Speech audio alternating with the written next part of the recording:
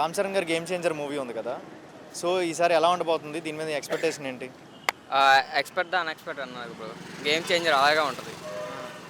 Shankar bro కూడా బాగా promising ఇస్తున్నాడు ఈసారి. దిల్ రాజు అంత కేర్ తీసుకోడు ఏ సినిమా మీద. ఈ సినిమా మీద తీసుకున్నా అంటే తీసుకోవచ్చు.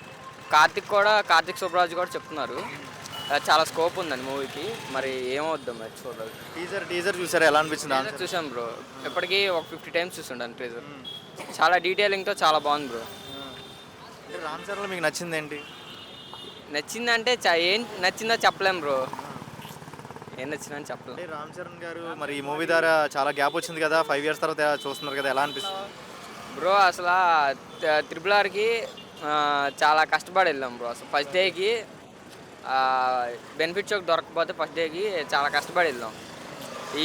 ఈసారి గేమ్ చేంజర్కి మరి ఎన్ని షోస్ వేస్తారు మరి? Benefit shows. శంకర్ గారికి చాలా అంటే అప్ అండ్ డౌన్స్ ఉన్నాయి కదా. శంకర్ గారికి మరి ఫ్లాప్స్ ఉన్నాయి. ఇండియన్ టూ చూసి బయటపడ్డాం, కానీ గేమ్ చేంజర్ చూసి అప్పుడు ఆలోచించాలి. శంకర్ ఇప్పుడు దీని ద్వారా ఏమైనా బ్రేక్ ఇస్తాడా శంకర్ గారు? శంకర్ బ్రో ఖచ్చితంగా ఇస్తారు. రామ్ చరణ్ ఉన్నాడనా లేకపోతే శంకర్ గారు రీటేక్ అన్నా? రీటేక్ అని కాదు, రామ్ చరణ్ ఉన్నాడు.